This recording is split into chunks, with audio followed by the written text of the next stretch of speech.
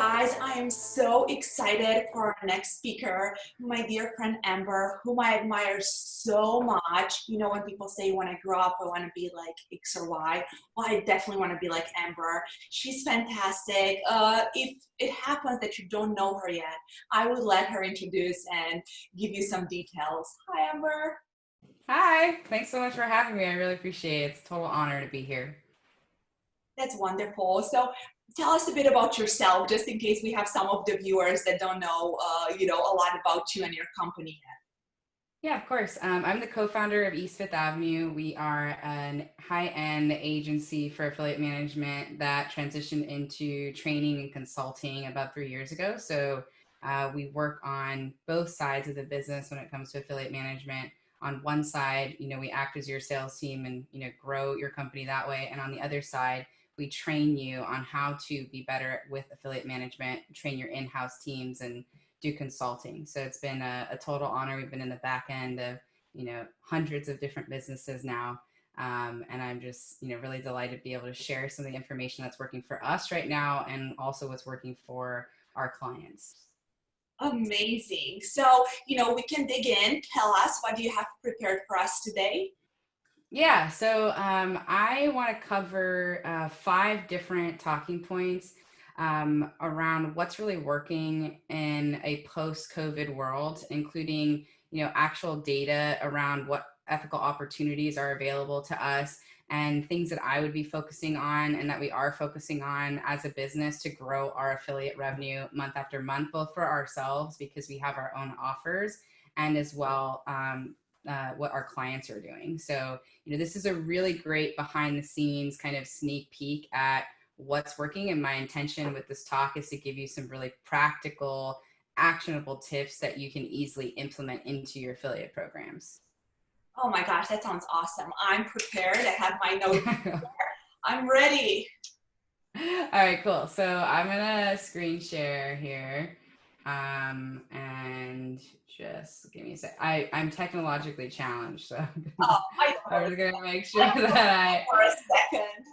Oh no, believe me, if you were talking to my team, you would definitely believe me. You'd be like, Amber's the worst at that. So I'm gonna screen share and let me know. Can you see my screen? Yeah, perfect. Yeah? Okay, cool. I'm gonna just do the present format here. All right. So, I'm just going to read you my talk really quick. It's 5 data-driven ethical opportunities and recommendations for affiliate marketers in a post-COVID world. I will say this. So if you're watching, I'm not talking about affiliate traffic where it's like media buying for affiliates. I'm talking about pure like JV affiliate manager. So joint venture. I think it's a really important distinction. So if you have an affiliate program right now, this is going to be something you're going to want to pay attention to no matter what size you are. We have something for newbies. We have something for advanced. A lot of stuff that I teach is for advanced, kind of advanced strategies, but there's going to be something in here for everyone. So really quickly, I'm just going to tell you a little bit about me. I know I chatted before, but I think it's important for you to know, like, why should you be listening to me? My big thing is I think there's a lot of gurus in the space, and a lot of the gurus have had one hit and then they go and teach. And I just think that that's such a mistake because we really, really need to get better at vetting who we're listening to. And I've done this so many times over the last 8 years. I've been in internet marketing for 14 years, and we've had hit after hit after hit and failures in between all of them. So I'm going to share, some of my expertise with you, so you know with confidence that the stuff that I'm talking about is real, and it's stuff that you can implement with confidence in your own, affiliate program. So first of all, we've generated millions of leads and hundreds of thousands of customers for our clients on the agency side. In fact, we've done a little over $67 million in the last 3.5 years for our agency clients alone on the front end. So that's just us building up, income for them. Many hundreds of millions of dollars more in the back end because that's stuff that we, don't have access to once we're done with those projects. But our clients tell us, like, if we made them, let's say $3 million on the launch, usually they're going to get $9 million out of that over the next, 12 months. So, we can see that multiplying. On our training side, we've done trackable stuff that we've actually been able to track from their feedback, a little over $320 million in affiliate revenue from our training methods and processes. So this is something that really works for a lot of our clients. And our affiliate Rolodex is about 5,000 affiliate partners strong. And we have people of, every list size, from the millions and millions and millions to, just startups. I've keynoted and spoken on stages like Traffic and Conversion, keynoted Affiliate Summit. I talk at Mindshare, and we're in a bunch of different masterminds. So we're seen all over. In the last 2.5 years, we've trained a little over 250 companies of various sizes, including clients like Agora, ChiliPad, Ari Witten, Mark Hyman. We work with a lot of influencers. We work with a lot of traditional email marketers. So we need to see in the back end of a lot of different things. Plus, we have our own offers. So, on the other side, like, I really understand the pain points of an owner, because I am an owner of products, right? So we not only help grow their products, we not only help them, get traffic to it, but we also are an owner ourselves. So we understand the nuances of all this stuff. So I'm going to cover 5 concepts today. We're going to go pretty fast because put my timer on, because there's a lot here, but I would rather give you a lot of meat and teach you something that hopefully you'll come back and listen to this recording later as you start to implement, than to just give you like a little bit. I like to over deliver. So I'm going to cover 5 things. 1, why swimming with the current is a winning strategy right now. 2, pivot but don't turn your back on your core competencies and your customers. 3, what owners are doing to help their affiliate managers and their teams thrive and grow. 4, what the top affiliate managers are focusing on and why right now, and they're getting great results. And then 5, how and why to double down on joint ventures and creative ways to do that without burning out your customer base. So let me see. Telling you, me and technology is no. Okay. All right. Well, I went really far. All right. Let's just edit this, I'm sure. Okay. So 1. So swim with your your customers' fears and concerns. I think this is a really important concept. So when COVID first happened, right, we weren't sure how long it was going to be, if it was going to hurt as many people as they said, like if our economy was going to be shut down forever. Like, there was just so many things going on. And I think now that we've had time and space to see like what's really happening, we can make better decisions because we have a lot more data. But first of all, what I saw is, I saw that some people were tone deaf and they were still launching products without making any alterations whatsoever to a post-COVID world. And a lot of their stuff bombed. And I started really focusing on which offers started working and which offers did not. And so what I saw is that the people who swam with the current of their customers' current fears and concerns have been doing significantly better than the people that are like, I had this launch or this product slated for this time, I'm just going to launch it anyways, it doesn't matter. And we saw them fail. And so, I want you to remember that your customers right now are still going to buy things like soap, hand sanitizer, masks, right? Because we know this is going to last for much longer than we thought. Concealed carry permits, especially here in the US, right? Because they're worried about getting their guns taken away. Immune boosters is going to be a thing in the foreseeable future that's going to continue to be important. Retirement advice, because people are worried about their retirement savings and investments, right? So these things are important because your customers are going to buy these products from someone. It might as well be from someone that you vetted, someone that has really high quality products, so you can get commission on top of that. And I think that's a huge ethical opportunity for us to go and find these products that are top of mind and send for them as JV partners. A couple quick examples, Research is a really good example of a product that normally would have done really well in the marketplace no matter what. Research is a sleep supplement. And when they rolled out during the pandemic, they had certain things in their copy that touched on how, not having enough sleep lowers your immune system, right? So it did really well because they added that nuance in. Agora rolled out with a Bill O'Reilly webinar in the middle of the pandemic, and they did $4 million in 24 hours, right? Because it's very top of mind. Pure Thrive's another one. They're a client of ours and dear friends. They've had their liposomal vitamin C products forever, and it did just okay. And then, you know, they went from doing $60,000 a month on this product to doing $3 million on it in the month of March, right? So like they just timed things well and realized kind of what they had. And I think it's really important for us. It's like people who are mailing Pure Thrive made money from it, you know, like it was raining during this pandemic, when before, when they promoted it, it was just like, okay, right? So really important, because those products are the ones that are swimming in their customers' current needs and fears.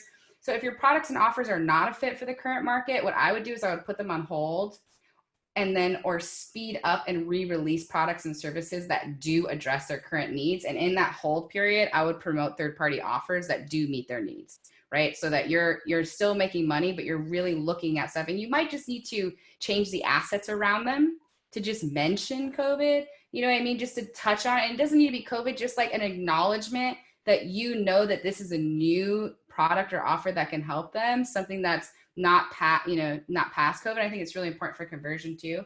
So a couple things, you know, the Truth About Vaccines relaunch was something. Truth About Vaccines has been around for the last 5 years as a docuseries, that they kind of let the Truth About Vaccines die. But now with all this talk about vaccines and, you know, if Bill Gates is going to take over the world and all this stuff, they re-released it. And they did 300,000 opt-ins, you know, in a 2-week period in a 7-figure launch, right? By just re-releasing it. So really kind of looking to see what they have. And I think that's a really important distinction. Some of my clients were going to roll out a beauty offer. They ended up rolling out a fat burning offer for like the quarantine 15, did significantly better, right? So just like kind of looking at what you're doing, super important.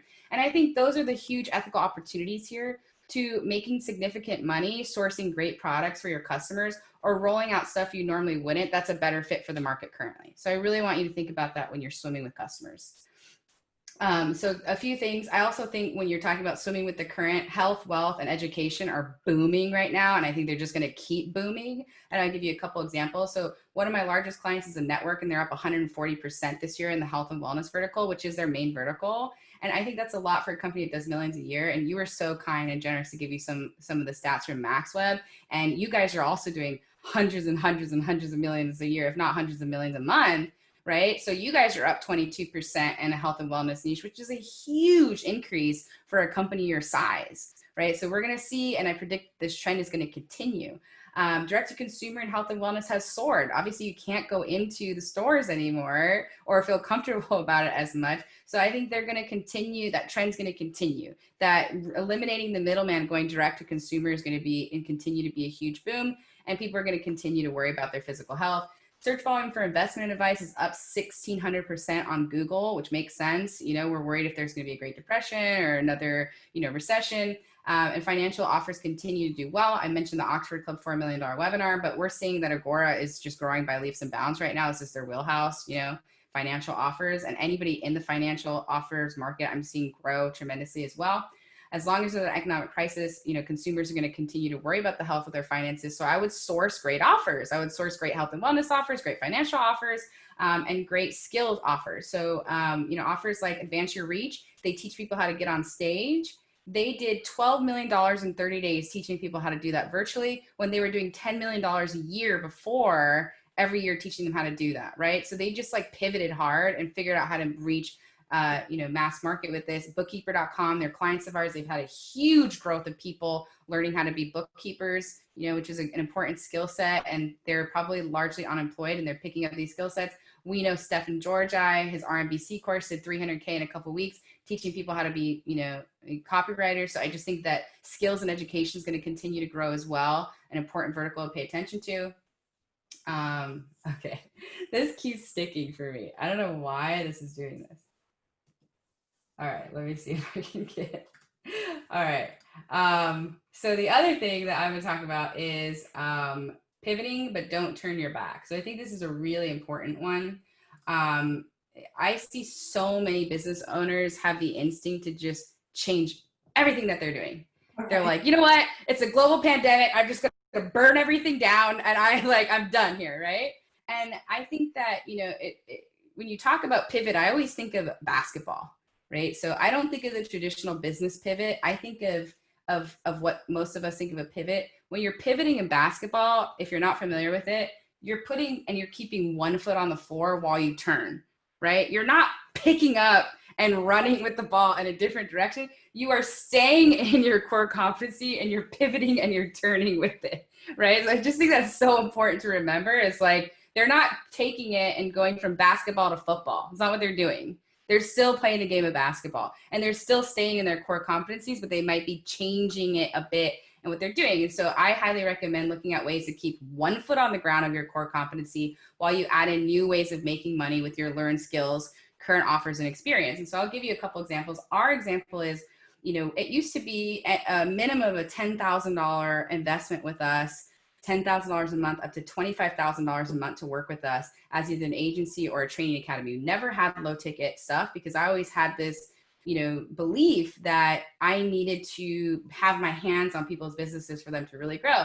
And certainly we've done that. But, when we added Traffic Tribe, which is our low ticket membership, it's basically, a membership where you meet other affiliate managers and offer owners twice a month, and you really sit down and you share your wins and you share your connections and you set up deals on the calls and you really try to grow your traffic inside the community. We realized that, a low ticket $397 model works extremely well. So we just added that on, and it's been a great ascension model for us to get clients into consulting, into Affiliate Accelerator, which are $10,000 4-month training program for affiliate managers, and sponsorships. And now we're generating around $50,000 a month in revenue, and we just launched it and it's just growing, right? So it was a pivot of ours. We already had those skills, and now we're, just adding that in as an arm of our business, and it's great for lead gen.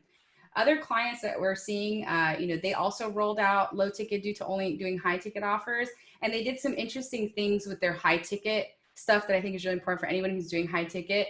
Some of the things that they did is removing the year-long contract. So going month to month instead of, I'm in a mastermind for 12 months at 100K, right? So they started like dropping prices, dropping like the contract time. And then focusing on projects. So instead of a whole year in the mastermind, they're like, hey, let's spend, 90 days focusing on building leaders inside of your company, right? So that's what we're going to do for a 90-day sprint. And then the next 90 days, we're going to do something else. We're going to focus on, your back-end continuity, right? So that's been working really well for them. And I think that's something to be considered. Getting paid more on performance, dropping down the retainer costs, increasing the amount of, commission that you get on performance has been working well for some clients. Even things like, hey, if you're going to do your traditional mastermind for 100K, paying the first month and then giving them 90 days to stay in the group and make their money back before they start making payments again has been working really well as well. So there are things that you can do inside of your own stuff to make pivots. Here's another example. We're seeing a lot of people, including ourselves, using challenges to get people in the door and then upsell them into higher ticket. Refreshing offers that are congruent to their target market spheres, like I talked about with TTAV. And pushing back launches to add in COVID relevant information, right? So making sure that whatever you're rolling out has some element of talking about what's on top of mind, and things like increasing CPA for just the month for top, partners only, right? So they're making pivots, but they're not insane. A couple quick pivot examples. So I touched upon this earlier, but many of us have become even more focused on building, our email list.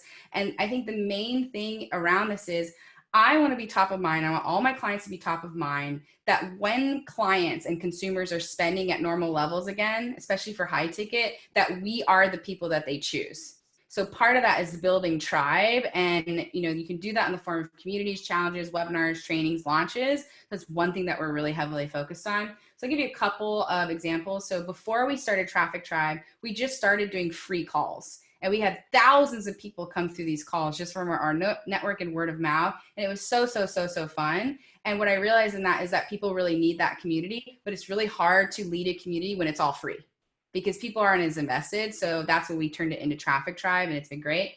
So in Traffic Tribe, when we launched it, we did $55,000 in 48 hours, which to us was just like, how? Right? Like we've never done low ticket, and it's been great. And now we have $50,000 a month in residual, and it just keeps growing every single month. So we're like, okay, that was a good pivot for us. I touched upon it before, but like, I want you to feel inspired. Like if you've been worried about rolling out a low ticket, if you've been high ticket before, I highly suggest that you do it, because there are people that have been hungry and dying to work with you that just could not afford it or just weren't sure if this was the right investment. And you doing that low ticket gives them enough confidence to be like, yes, I want to buy into their higher ticket stuff because I have the money. I'm just more cautious about where I want to spend it. Right. So really great little pivot for you. Challenges. So 2 that I would watch: Roland Fraser's Buying Businesses, challenge has been great. I think he spent $9,700, less than $10,000 in ad spend, and did like $900,000 in sales through his Ascension model, right? Just like so smart. The first time he did it, Small Business Survival, it's Jay Abrahams, right? So these guys are doing challenges with very low ad spend, which you can do if you're an influencer. So I'm not just telling you anyone to do that. You got to have something to feed off of it. So just a caveat, but challenges are working really well. Another example is The Truth About Vaccines, like I mentioned, or Food Revolution with Ocean Robbins. They did a relaunch with some, alterations around COVID or things that were top of mind. And these are launches that they've done more than 10 times that were getting fatigued and just came back to life, right? So like just so important to, do these sorts of pivots. And then the Bill O'Reilly webinar, that did such a great job when they did 4 million 24 hours. They just filmed him again in New York for post-COVID information. That's going to be another banger, right? So they're really rolling out these strong pivots. And I just think that everyone listening should definitely focus on list builds. They're a great way of building loyalty and community, selling low ticket front ends for an ascension ladder to higher ticket stuff, and position yourself as an authority for when people are feeling more comfortable for normal spending levels. Oh my God. So much information. I love it. Okay, good. Cool. Awesome. I'm glad to hear that. So, the other thing I think is really important is what are business owners doing right now with their affiliate teams to help them thrive? And here are some things that I'm seeing from the teams that are doing the best and growing the most consistently. Like, they're not just like having a months like this where they're up and then they're down and they're like this, right? And it's not just because they have offers that are congruent. It's also because they have the infrastructure to support them. And so what I noticed is before COVID, most affiliate managers were just flying all over the world to go to events. And so they had every excuse in the world to not perform or to not send that email or not do this thing. At the same time, the owners had every excuse in the world to not slow down and help mentor them and help really fix the holes in their businesses, right? And so I'm going to share with you a couple things. So owners, C-suite, and management that have thriving affiliate teams, they're finding time to laser focus on 3 core areas: more education for their teams, more mentoring for their teams, and more asset creation, right? And so there's just not as much excuse because we're not traveling everywhere. So we're seeing business owners invest more of their time and attention into their affiliate teams and helping give them what they need to succeed. So a few different examples: they're investing in their affiliate managers training by putting them into programs like mine to train them to be better deal makers, closers, and leaders, like Affiliate Accelerator. So that's a great one. Like, I have a program, but if you don't like mine, find somebody else, right? To really like train your team better. Really, most people come in because they're like good with people and they become affiliate managers, not necessarily that they understand the skill set and the nuances of this business. And I really think it's important, even if you have someone who's been around forever, they're gonna have holes. I had someone come through my program that has been around for 22 years in affiliate management, and she still picked up some really valuable tips and techniques that have helped her company grow, right? So there's just things that we can always be learning.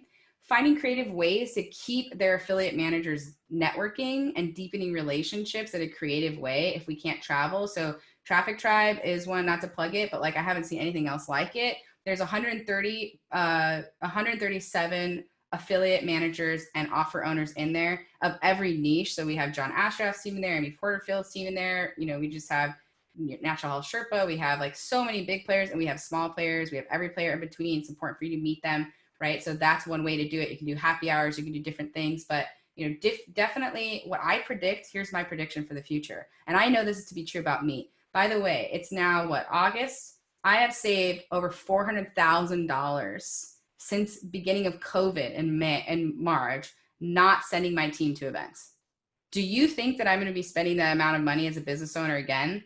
No, absolutely not. I see now I don't need to send that many people to events. I don't need to have a huge team at events, and I need to be a lot more selective about what events I go to. And I predict many other owners are going to feel the same. So these things are going to be the kind of middle ground that keep us together when we're not going to events. So that's a big one. Investing time into creating KPIs, key performance indicators, and actually reviewing them with them monthly or weekly, not just making it one time, giving it to them and forgetting to check in with them, like actually investing in making sure that their KPIs actually work and are reasonable, and can be, hit on target. And if not, figuring out a way to work with their teams to make sure that they're getting on target.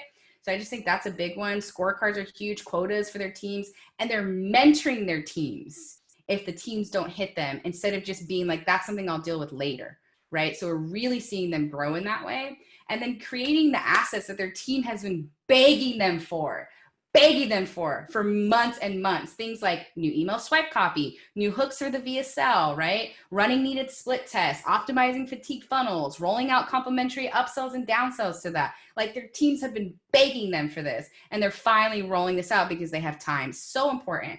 The other thing is focusing on incentivizing both the affiliates and their affiliate managers, right? Really looking, am I paying my affiliate manager a competitive rate?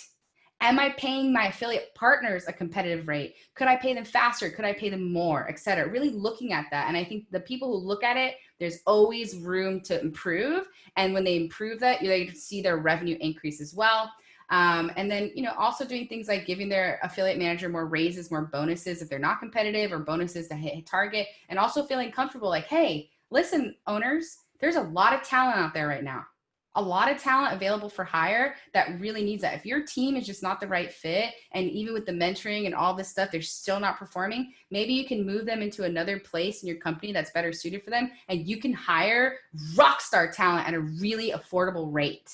So I highly recommend you thinking about that. So the top affiliate managers, what I'm seeing them doing is they're going back to basics. And I also want to talk a little bit, and not to be woo-woo, about self-belief. Because as a salesperson, one of the most important things that you can do are two things: the basics, and really focusing on the belief that you can hit your KPIs and quotas, and the belief in yourself. And I cannot stress this enough. I coach so many people behind the scenes, from the biggest companies that we know in the space to startups. And the one thing that I will tell you is, half of the time that I'm working with people, what I'm trying to get them to do is believe that they can hit those targets, is walk them through all the things that are coming up for them. Because I truly believe that our personal issues, our personal hangups that we have personally, show up in our business life. And I think that we can work on them on our business life much easier than we can work on them in our personal life, because it's more painful, but we can gain confidence in working with them on our business life.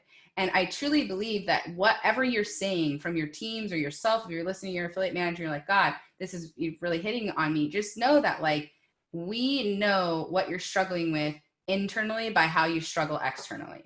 So really, really, really important for you to be looking at this. If you're, no matter where you are in the business, it's like, if someone keeps failing around a certain thing, a lot of the time it's not about skill. They do need mentoring and they do need all that stuff. They do need the blueprint. If you don't have that, obviously fix that. But a lot of it's going to be, they need to be mentored, and they need to have your belief in them, and they need to be told that they can do it, and they give them little things that they can use to succeed on. You don't just become LeBron James overnight.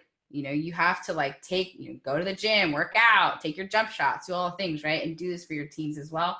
So what the trend that I'm seeing right now, post-COVID, is, with so much uncertainty in the job market, I'm seeing two camps: either affiliate managers that are staying put at their current positions, even if they're unhappy or underpaid because they care about security, or we're seeing people take a leap to new position if the money is a lot better, which is usually a less risk adverse group. Usually those people have always been risk takers, or they don't have children, right? They just don't have as many things. So there's kind of the two camps that I'm falling into. So right now, if I'm an owner, I'd be listening, and an affiliate manager, where am I in these two camps, right?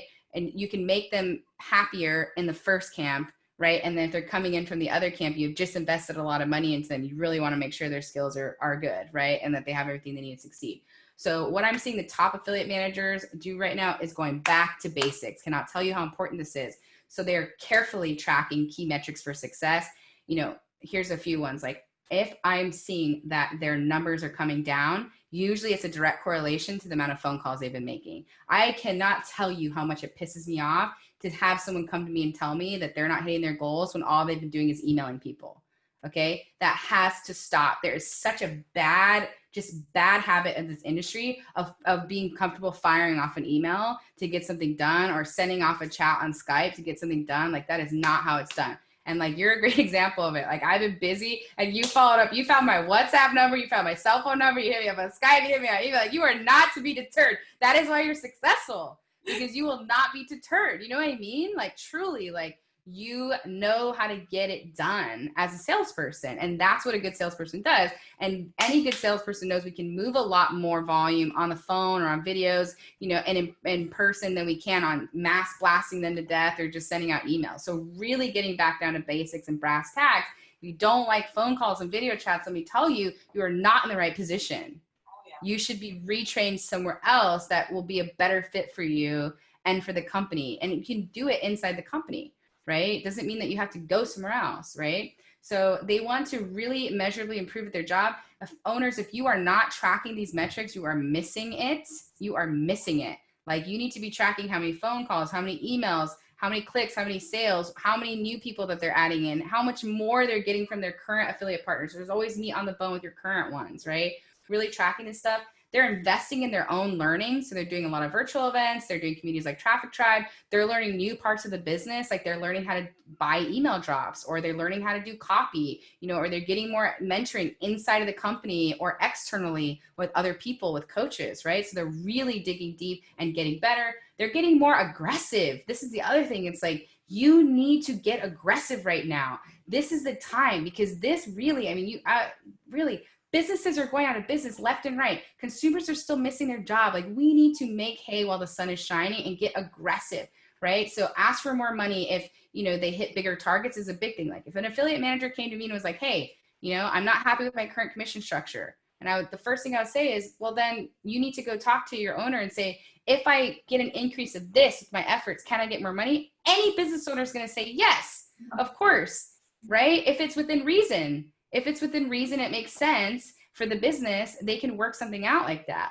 So really getting aggressive with growth, getting aggressive with affiliate follow-up. They should be taking your lead, I'm telling you. Really setting up new business pipelines, right? Through outreach and connection calls, not just being like, I know everybody already. That is not true. You don't know everybody already. Why do we have events where there's thousands of people that we haven't met yet? You know what I mean? Like, that's not true. It's an excuse. So they're really spending time setting up and filling up their business pipelines, and they're spending more time mining for leads. So I think that's a really big one too. They're setting up more lucrative deal flow for affiliates. Out of anything that they're doing here, the two things I think are most important is focusing on the basics and figuring out more lucrative deal flow for affiliates. So one of the ones that's working the best is increasing the CPA for top partners to drive regular traffic month after month. So they might say, hey, for the month of August, we'll give you an increased CPA of $20, just for the top ones, not for everyone, just for the top ones that they have historical data on, and drive revenue for that whole month of August. And when it works well, we say, hey, we can keep this going for you in September if you keep hitting these thresholds, right? So we want to keep that volume coming in every single month. Getting into autoresponders, getting into thank you pages, and just going deeper with affiliate partners. Like, why just do an email solo with a partner? Why can't you do an email solo, a podcast with them, a social push with them? Why can't you, refer them to affiliates? Why can't you do webinars together? Like, there's just so many things you could be doing than just these basic solos, and emails, broadcasts. I just think more creative. There's so much more meat on the bone when it comes to traffic with affiliates than just little pushes like that, right? So definitely encourage you to do that. And then again, self-belief is one of the biggest separators between high performers and low performers, right? Especially when it comes to consistency. Like, they really need to work on their self-belief, and the best ones believe that they can do their jobs and hit their numbers. So if you combine belief with action, you have a huge revenue generator for your business, but you still have to mentor your affiliate managers and encourage them. They are not robots. They are not robots. They're human beings, and they have struggles just like everybody else. Their families are scared too. Their friends are scared too, right? So they're carrying a lot on their shoulders. A lot of moms that we know that are affiliate managers or working in the business are also homeschooling their kids and doing a bunch of other things, right? So also knowing that you might have a high performer that might need more mentoring and encouragement because they have a lot of stuff going on. I think it's a really important point. Oh my God, I keep trying to click through. I don't know if you can see me, but I'm here nodding, and clapping, and I'm a preach. So good. Oh, good. Okay, cool. All right. So sorry, my slides are getting stuck for some reason. Okay, so I will present this again. Okay, so last little thing. So I want you to make a decision right now. Are we going to go hyper growth, or are we going to brand build? So you can't do both. Okay, what I mean by that is I have so many people that are like, Amber, I want to grow big, but I'm not willing to do more third-party offers. I just want everyone to promote me, and I don't want to promote them. And I'm like, okay, cool. Well, you need to decide. Are you a brand, or are you in hyper growth mode? Because you can't do both, right? I know most people think that you can, but you can't do both well. telling you right now, you can't do both well. You pick one or the other. So clients and partners are in hyper growth mode. That's their focus. They're like, we want to grow no matter what. We're willing to make certain concessions. They're upping the amount of third-party emails they are doing and going with the flow, picking offers that make sense. And they're looking to more quickly grow their customer base via reciprocals. So some of my clients went from 2 to 4 JV deals a month to 10 to 12. Some of them are doing 30, 40, 50, right? So they're just really going up with the hyper growth mode. Clients and partners who are in brand building mode because they can be, because they have already equity and established lists and all this other stuff, they are increasing revenue from third-party partners, but in a different way. They're going deep instead of wide.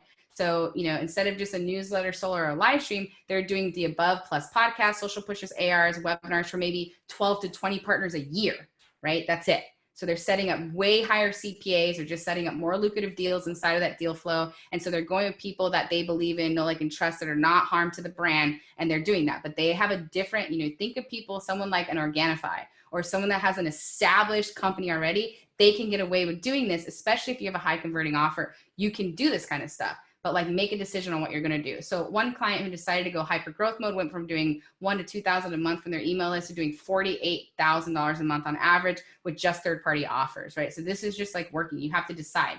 If traffic only flows one way, so if you're the one sending traffic out and it's not coming back to you, then what I would do is get an increased CPR commission for that one-way traffic flow because not there, right? Get faster payment terms and a later promotional date when it makes sense to promote your offers in return, but get it in writing. Everything that you do, get it in writing. So important. So important, right? So important. And remember, your customers will buy top of mind if needed and pain relieving products and services from someone. So you might as well get paid for making the introductions to the best available. So if you found this valuable, do me a favor, right? Help me get booked on more of these amazing shows. So one of the things I always ask is, write me an email at amber@eastfifthavenue.com. That's my personal email with a testimonial from the speech. It's huge for me. It helps me get on stages like TNC, events and podcasts. 2, if you like my traffic tribe or anything I'm teaching, I'd love to give you guys a 30-day free risk trial to come join us, meet more affiliate partners, do the whole, shebang, and then take action. At the end of the day, if you don't do either of the two, just do me a favor and take action on what you learned today. And then when you make revenue, from it, send me an email and tell me how it did, because I'm personally invested in your success. I want you to do well. I want you to take these strategies home and really grow your affiliate business. I really believe that you can with these things. And here's a couple things I can give you. So if you want to try the trial, it's www.eastfifthavenue.com/trial. It's a free, 30-day trial. You can join the community. It's growing every single month. You find people that will send traffic to your offers and your relationships.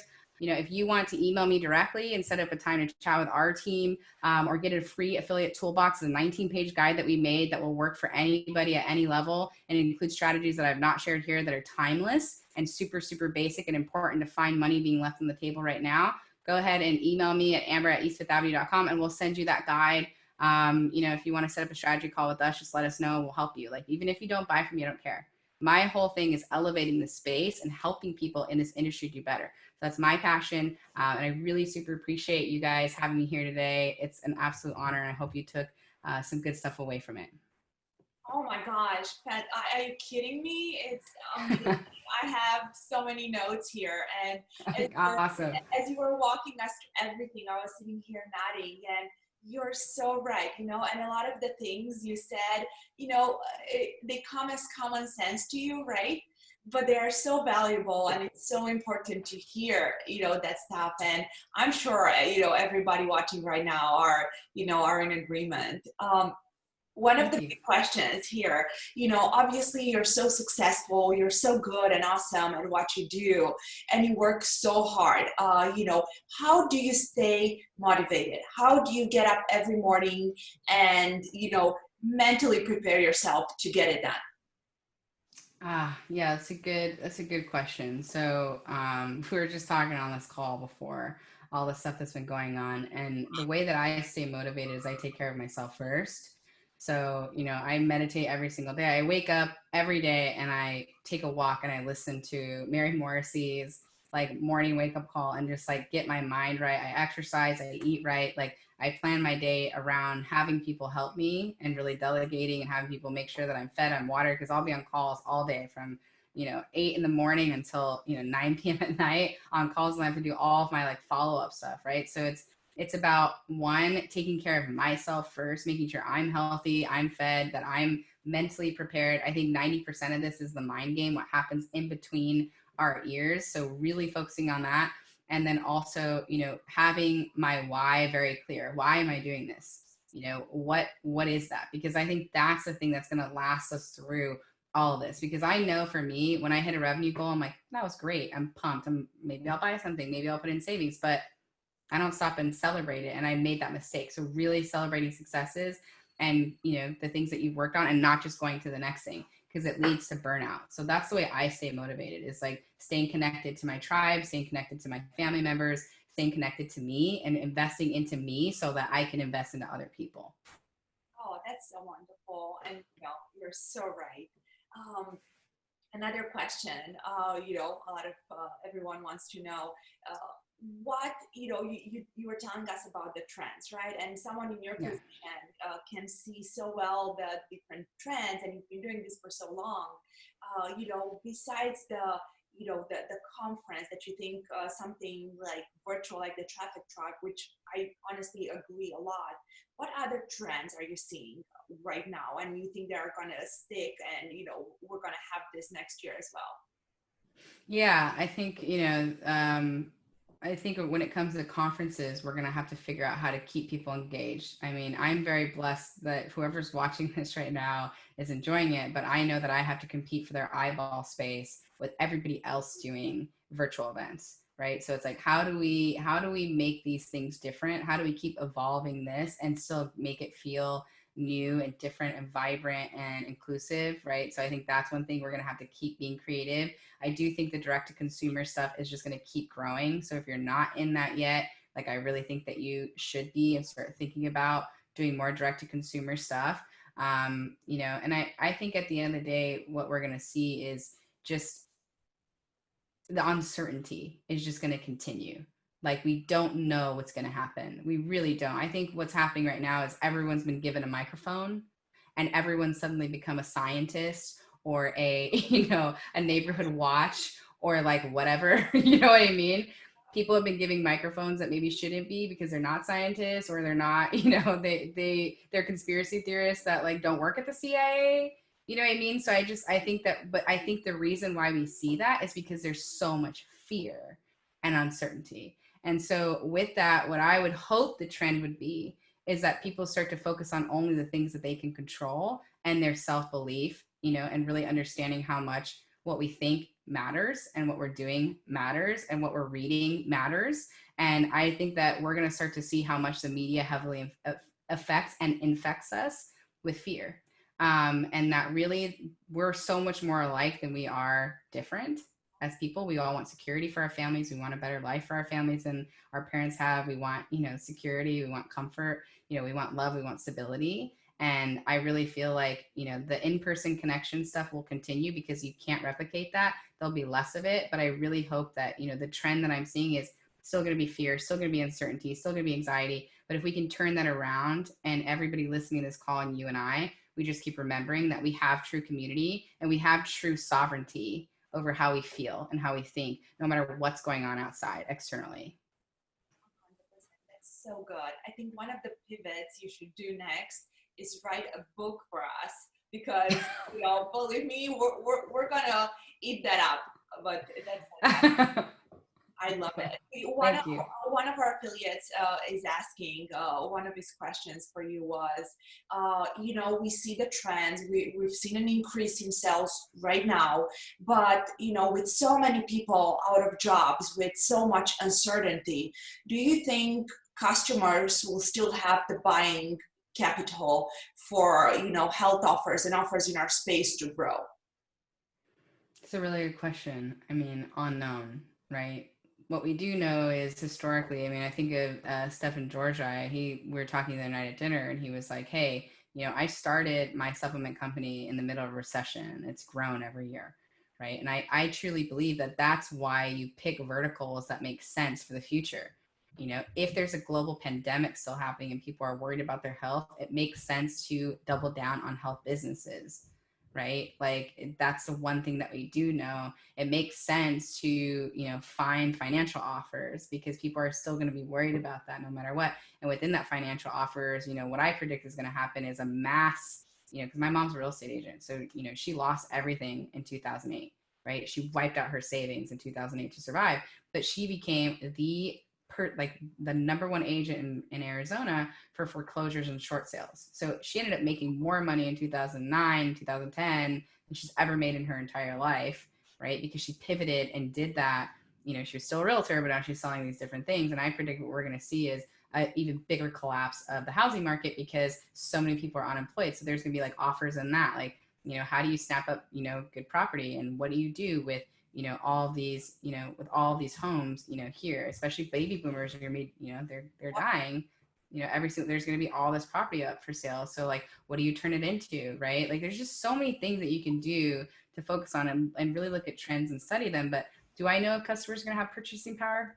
I mean, I think if 40% of our country is unemployed, you know, that's I don't know, what are they going to choose to spend money on? They're still going to spend, but like, what are they going to spend their money on, right? So really trying to figure that out. I still think it's going to be health no matter what, because they're going to want to stay healthy for themselves. And also looking at, countries that didn't take as hard of a hit than here in the US, right? Like looking at maybe emerging markets and getting into that and really selling there would make a lot of sense too. And just not putting all of your eggs in one basket. But, I'm American. I believe in my country. I know that it's divisive and all this stuff is going on, but I do believe that we're going to get better and going to get stronger, because what happened is I think we're seeing that there was an actual economic bubble here, and this thing exposed it. So it gives us the opportunity, just like in business, COVID's given us the opportunity to see where were we wasting money, where were we, not doing a good job, what can we cut, where were we spread too thin, what can we focus on? We started eliminating the rot. And I think that that's a big thing that COVID has brought to us. So it's a long-winded answer, but like I would be looking at what's not working inside your company, get rid of it, fix it. And then, know that, with certainty, I think education, health, and financial is just going to keep growing. So go in that direction, because that's where the winds are heading. And you just need to adjust your sales to capture it. I agree. That's beautiful. And that's why, one of the speakers earlier said the same thing, right? Customers are still going to purchase. And maybe because of the uncertainty, people are more prompt to say, you know what, I'm going to buy these things because I'm thinking about now. I don't know how the future is going to be. So, they decide to do spend, especially when it comes to health and immunity and stuff like that for their families. So, yeah. I just one more question. This one is for me. Yeah. I do this for another 3 hours, but I will let the next speaker come in as well. If you want the viewers to take one thing from today's speech, what would that be? Yeah, go back to basics. Seriously, go back to basics. If you're a salesperson, start really looking at your leads pipeline, what you're doing every single day. What are the things that are going to move the needle forward for your company, and get back to basics and just really track what you're doing and really be intentional about it. Because I think we get so far away from it. We try the newest technology software, the newest bomb thing, or like, whatever, but like really getting back to basics in every single way, and business owners getting your hands back on your affiliate program and really seeing what's going on in there. If a big affiliate has fallen off, why? Can you re-engage them? Are they upset? Maybe a previous affiliate manager, 4 affiliate managers ago, just totally bombed that relationship. How can you come back and restructure it? Are your KPIs outdated? Do they need to be updated? Just really getting back to basics, because that's going to set that strong foundation for growth or weathering any storm. I just think that's so important. Oh, that's wonderful. Well, Amber, I appreciate you so much.